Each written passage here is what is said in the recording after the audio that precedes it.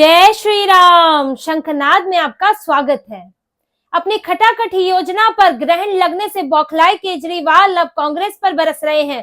जहां पहले केजरीवाल और राहुल गांधी के बीच में याराना चल रहा था, वहीं अब इनकी पार्टियां एक दूसरे को गाली दे रही हैं और सीधे सीधे केजरीवाल और राहुल गांधी को निशाना बनाया जा रहा है।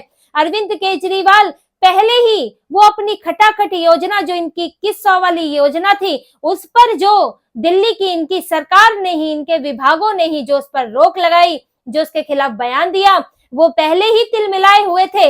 लेकिन इस बीच जो कांग्रेस ने किया पिछले 2 दिनों में, उसके बाद तो अरविंद केजरीवाल का पारा जो है 7वें आसमान पर है। उनका डर खुलकर निकल कर सामने आने लगा है और दोनों पार्टियों के बीच में इस वक्त तलवारें खिंच गई हैं और एक दूसरे को बुरा भला कहा जा रहा है, धमकियां दी जा रही हैं, कहीं कहीं कस्में वादे भी याद दिलाए जा रहे हैं जो पुराने पिछले चुनाव में हुए।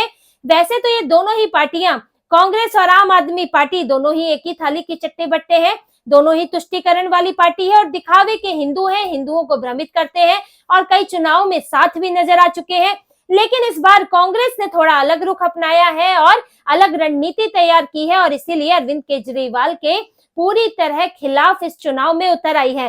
और कांग्रेस ने बैक टू बैक पिछले 2 दिनों में ऐसे फैसले किए हैं, ऐसे बयान दिए हैं, जिससे अरविंद केजरीवाल अब बौखलाए हुए हैं, उनकी बेचैनी बढ़ी हुई है। कांग्रेस ने 3 ऐसी चीजें की हैं जिसके बाद अरविंद केजरीवाल कभी गुस्सा होते हैं तो कभी पुरानी चीजें याद दिलाते हैं, कभी इनके पार्टी के लोग कांग्रेस को धमकी देते हैं तो कभी अपने एहसान याद दिलाते हैं। और ये वही पार्टियां हैं जिनके नाम पर, ये कांग्रेस के नाम पर कांग्रेस को हराकर अरविंद केजरीवाल सत्ता में आए थे और अरविंद केजरीवाल को ए टीम, बी टीम, जाने क्या क्या जो है कांग्रेस कहा करती थी।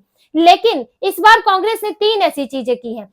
पहले, अरविंद केजरीवाल के खिलाफ और मनीष सिसोदिया के खिलाफ ऐसे उम्मीदवार उतारे कि जिससे अरविंद केजरीवाल चुप नहीं रह सके। पहले तो उनके सामने संदीप दीक्षित उतारे। संदीप दीक्षित ने अपने उम्मीदवारी की घोषणा के बाद ही अरविंद केजरीवाल के मुख्यमंत्री बनने पर सवाल उठाना शुरू कर दिया, क्योंकि उनके ऊपर कई पाबंदियां लगी हैं। कोर्ट ने उनके मुख्यमंत्री के दफ्तर नहीं जा सकते, फाइल साइन नहीं कर सकते, अधिकारियों को नहीं बुला सकते। उन्होंने ये मुद्दा उठाया और जब कांग्रेस ने अपनी दूसरी सूची निकाली तो उस सूची में मनीष सिसोदिया को नहीं छोड़ा, यानी कि पूर्व सीएम, पूर्व डिप्टी सीएम, आम आदमी पार्टी के 2 बड़े, सबसे बड़े नेताओं को निशाने पर लिया और मनीष सिसोदिया के सामने एक मुस्लिम उम्मीदवार फरहाद सूरी को खड़ा कर दिया। और देखिए, जंगपुरा की सीट है, जंगपुरा की सीट पर करीब 16 से 20% के बीच मुसलमान हैं और यहाँ पर जो भी तुष्टीकरण वाली पार्टियां हैं उनके लिए ये सीट जो है वो सुरक्षित बताई जाती है, क्योंकि यहाँ पर मुस्लिम मतदाताओं से एक तरफा वोट पड़ता है और ये यहाँ जीतने की संभावना ज्यादा है। आम आदमी पार्टी भी यहाँ से 16,000, 20,000 वोटों से जीतती रही है और जो मनीष सिसोदिया पड़पड़गंज से भागकर आए थे, अब वो जंगपुरा में उनको बिल्कुल सुरक्षित सीट दी गई थी, वहां पर भी कांग्रेस ने जो है उनके लिए मुश्किल खड़ी कर दी, उनके रास्ते में रोड़ा अटका दिया और वहां पर एक मुस्लिम उम्मीदवार खड़ा कर दिया। अब अगर मुसलमानों के वोट बढ़ते हैं तो मनीष सिसोदिया के लिए यहाँ भी सरवाइव करना मुश्किल हो जाएगा और मनीष सिसोदिया अगर यहाँ से हारते हैं तो आम आदमी पार्टी कहाँ मुंह छुपाएगी कि उनके इतने बड़े नेता ही हार गए। और जब ये लिस्ट आई उसके बाद से ही आम आदमी पार्टी जो है वो परेशान है, प्रेस कॉन्फ्रेंस कर रही है और बोल रही है कि ये जो लिस्ट है ये लगता है कि बीजेपी के दफ्तर से आई है। बीजेपी जो है वो संदीप दीक्षित के लिए उनके चुनाव का खर्चा उठा रही है, फरहाद सूरी के लिए पैसे दे रही है। लगता है कि ये लिस्ट बीजेपी ने तैयार की है ताकि आम आदमी पार्टी के वोट काटे जा सके। अब अरविंद केजरीवाल को डर ये लगता है कि उनका जो वोटर है वो है कांग्रेस का भी वही वोटर है, तो वो वोट जो भाजपा को नहीं पड़ने होंगे वो बट जाएंगे और इसीलिए उन्हें कांग्रेस के उम्मीदवारों को मैदान में देखकर टेंशन होने लगी है। और कांग्रेस ने उनकी टेंशन तब और बढ़ा दी जब कांग्रेस की तरफ से बयान आने लगे, तीखे तीखे बयान आने लगे। अजय माकन जो इस वक्त मैदान में है पूरी तरह से अभी तक, क्योंकि राहुल गांधी आम आदमी पार्टी के लिए ढुलमुल रवैया अपनाते रहे हैं, वो गठबंधन के फेवर में रहे हैं। हरियाणा में भी उन्होंने कहा था मैं गठबंधन चाहता हूं। उनको ये बात समझ नहीं आती कि कांग्रेस यहाँ टूट रही है, खत्म हो रही है। लेकिन इस बार जब लोकसभा में भी इन्होंने अपनी आखिरी चाल चलकर देख ली कि किसी भी तरह इनके साथ गठबंधन करके बीजेपी को हराने की कोशिश कर ली लेकिन नहीं हरा पाए, तो उनके जो प्रदेश की इकाई है उन्होंने राहुल गांधी पर दबाव बनाया कि अब तो अकेले लड़ना ही है और इसके बाद राहुल गांधी को भी तैयार होना पड़ा और यहाँ कांग्रेस और इनके पुराने नेता अजय माकन जैसे नेता यही कहते रहे हैं, संदीप दीक्षित कहते रहे हैं कि केजरीवाल के खिलाफ लड़ना जरूरी है अगर आपको दिल्ली में खुद को बचाए रखना है। तो ये कहने वाले, इसकी पैरवी करने वाले अजय माकन अब मैदान में है और अजय माकन ने अरविंद केजरीवाल के खिलाफ ऐसी ऐसी बातें कही जो कि आम आदमी पार्टी को बर्दाश्त नहीं हुई। उन्होंने केजरीवाल को देशद्रोही कह डाला। वो पहले भी कह चुके हैं देशद्रोही, क्योंकि अरविंद केजरीवाल के ऊपर आरोप है कि उन्होंने फीडबैक यूनिट के नाम पर जो अधिकारी हैं, जो नेता हैं, उनकी कॉल रिकॉर्डिंग करवाई, उनकी जासूसी कराई। और देखिए, कोई नेता है, अधिकारी है, वो राष्ट्रीय सुरक्षा का भी मामला है। आखिर क्या क्या आपने जासूसी कराई, वो जो इन्फॉर्मेशन मिली वो आपने कहाँ भेजी? अजय माकन ने यही शिकायत उपराज्यपाल से भी की थी और कहा था कि ये सिर्फ जासूसी का मामला नहीं है, ये देशद्रोह का भी मामला है, क्योंकि अरविंद केजरीवाल तो खालिस्तानी नेताओं से भी मिलते रहे हैं। तो अरविंद केजरीवाल को उन्होंने देशद्रोही करार दिया, उन्हें फर्जीवाल कहा और यहाँ तक कि ये तक कहा कि कांग्रेस ने 2013 में आम आदमी पार्टी को सपोर्ट करके सबसे बड़ी रणनीतिक भूल की थी। जब 2013 में पहली बार आम आदमी पार्टी चुनाव में उतरी थी, अरविंद केजरीवाल 47 दिन की सरकार उन्होंने चलाई थी क्योंकि उनके पास बहुमत नहीं था, लेकिन कांग्रेस उन्हें सपोर्ट करने को तैयार हो गई थी, क्योंकि कांग्रेस का तो एक ही मकसद रहा है कि बीजेपी किसी तरह सत्ता में ना आए। और ये बात सिर्फ 2013 की नहीं है, पिछले चुनाव में भी कांग्रेस ने आम आदमी पार्टी के हवाले पूरा चुनाव कर दिया था और एक तरह से उनके लिए प्रचार किया था। तो अजय माकन ने ये बात स्वीकार की कि 2013 में आम आदमी पार्टी को सपोर्ट नहीं करना चाहिए था। अब इसके बाद अरविंद केजरीवाल जो है वो तो अब उनका गुस्से से मुंह लाल हो गया और उन्होंने अपने संजय सिंह और यहाँ से अतिशी मरलीना को जो है भेज दिया मैदान में। अब अपने को देशद्रोही कहने, उनको ही कहा गया था देशद्रोही, तो अब वो अपने लिए तो क्या ही आकर बोलते। ऐसे में वो बात बात पे जो प्रेस कॉन्फ्रेंस करते हैं वो खुद नहीं आए, अपनी पैरवी, अपनी तारीफ कराने के लिए अपने नेताओं को भेजा, संजय सिंह जैसों को भेजा, जो मीडिया में कह रहे हैं कि देश के लोकप्रिय नेता, दिल्ली के लोकप्रिय नेता अरविंद केजरीवाल, उनको देशद्रोही कहा। और कांग्रेस को उन्होंने धमकी दे डाली कि कांग्रेस ने अगर 24 घंटे के अंदर अजय माकन पर कार्रवाई नहीं की तो वो इंडी गठबंधन से कांग्रेस को निकलवा देंगे, राहुल गांधी को निकलवा देंगे। राहुल गांधी जो सर्वे सर्वा बनने की कोशिश करते हैं, वो इसके ख्वाब छोड़ दें, हम दूसरी इंडी गठबंधन की पार्टियों से बात करेंगे और कांग्रेस को ही, राहुल गांधी को ही इससे बाहर करने की अपील करेंगे। ये धमकी दे दी है। जो पार्टियां कुछ महीनों पहले चुनाव लड़ रही थी, साथ में गले मिल रही थी और यहाँ सुनीता केजरीवाल से कांग्रेस के नेता मिल रहे थे, अब उनकी मौका परस्ती साफ साफ दिख गई है। और यहाँ तक कि आम आदमी पार्टी ने तो ये भी याद दिलाया, कुछ पुराने कस्मे वादे याद दिला दिए कि हरियाणा के चुनाव में हमने कांग्रेस के खिलाफ एक शब्द नहीं बोला। वो आम आदमी पार्टी, आप सोचिए, ये वही अरविंद केजरीवाल हैं जो शीला दीक्षित के खिलाफ गठरी लेके घूमते थे आरोपों की, सबूत कहते थे कि मेरे पास सबूत है, 350 सबूत है, मैं शीला दीक्षित को जेल में डलवा दूंगा। ये वही अरविंद केजरीवाल हैं जो कांग्रेस को भ्रष्टाचारी कहते थे, जो कांग्रेस को, देश को बर्बाद करने का कांग्रेस पर आरोप लगाते थे। आज उसी कांग्रेस के साथ ये बता रहे हैं कि कैसे हमने कांग्रेस को सपोर्ट किया, हरियाणा में कैसे सपोर्ट किया, कांग्रेस के खिलाफ एक शब्द नहीं बोला। ये अरविंद केजरीवाल है, इनका दोगला रवैया है कि आपको, अगर आप खिलाफ थे कांग्रेस के तो आप खिलाफ रहते, आप भाजपा के भी खिलाफ रहते, लेकिन जब आपको सत्ता में आना था, कांग्रेस सत्ता में थी, तो आपने कांग्रेस के खिलाफ बोले। आज आपको कांग्रेस से फायदा है तो उसके सारे भ्रष्टाचार भूल के आप उसकी गोद में बैठना चाह रहे हो।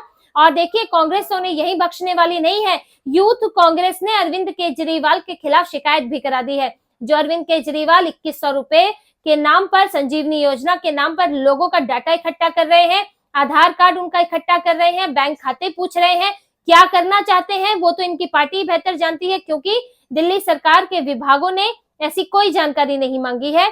उन्होंने ये कहा है कि अगर ऐसी कोई योजना शुरू होगी तो उसके लिए एक ऑनलाइन पोर्टल बनाया जाएगा और उसके माध्यम से दस्तावेज मांगे जाएंगे।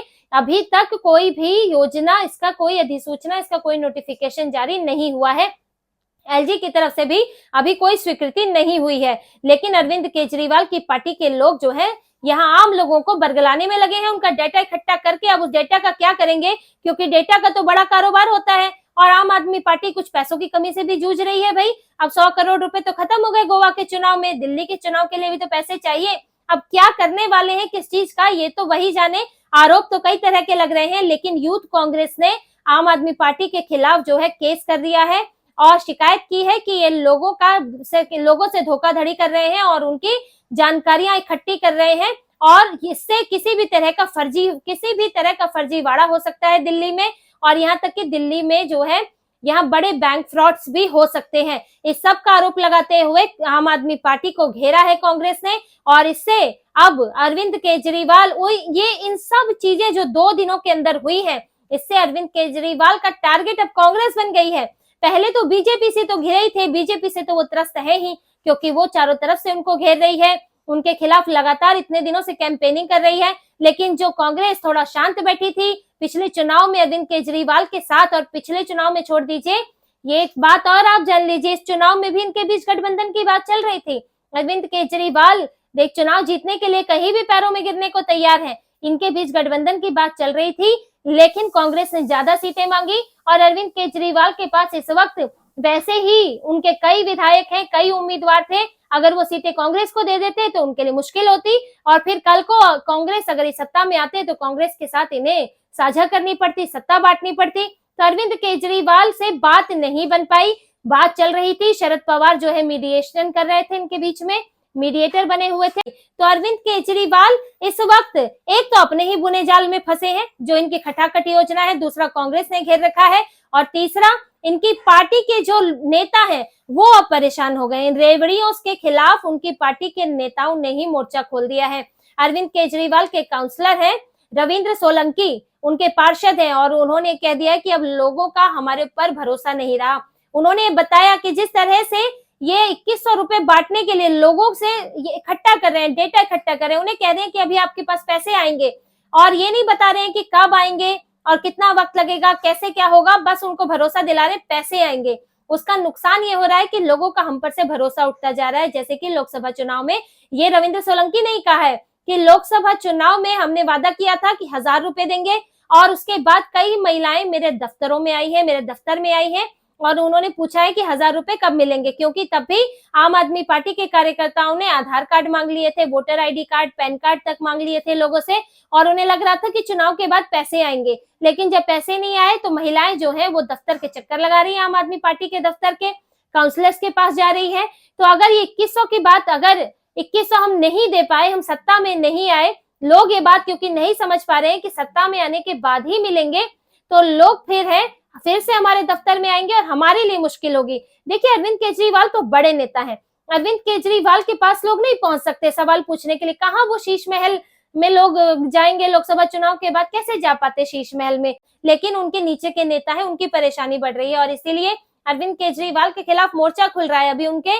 देखिए 10 पार्षद जो है पहले ही बीजेपी में जा चुके हैं, अब एक और पार्षद जो है वो इनके खिलाफ दिख रहे हैं। 20-21 विधायक हैं जो अलग मोर्चा खोले बैठे हैं, वो अलग रणनीति बना रहे हैं कि ठीक चुनाव के समय अरविंद केजरीवाल को सबक सिखाया जाए या अभी पार्टी छोड़ी जाए, इसके ऊपर मंथन चल रहा है। तो इनकी नीतियों के कारण, अरविंद केजरीवाल के रवैये के कारण उनकी पार्टी के नेता परेशान है, और वो इस तरह से रेवड़ी बांटने से भी वो सहमत नहीं है, क्योंकि इसका गलत असर पड़ सकता है। ये महाराष्ट्र, झारखंड नहीं है या मध्य प्रदेश नहीं है, क्योंकि वहां पर किस्तें मिलनी शुरू हो गई थी, लोगों के खातों में लंबे समय से पैसा जा रहा था, जिससे भरोसा बन गया था। लेकिन जब आप सिर्फ चुनावी वादा करते हैं, वो लोगों के पास जाता नहीं है, तो वो राहुल गांधी की खटाखट योजना बन जाती है 8000 वाली, और उसके बाद जो है महिलाएं आपको गालियां दे देकर आपके दफ्तर में जाएंगी। तो अरविंद केजरीवाल किसी को बरगलाकर ऐसे नहीं निकल सकते, और यही बौखलाहट है अरविंद केजरीवाल की कि वो चौतरफा घिरे हुए हैं,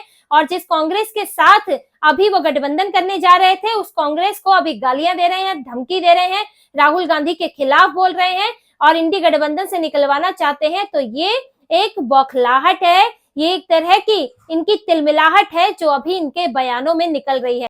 तो इसी तरह की और खबरें और विश्लेषण आपके लिए लाते रहेंगे, हमसे जुड़े रहिए, सब्सक्राइब कीजिए, कमेंट कीजिए। बहुत बहुत धन्यवाद। जय श्री राम।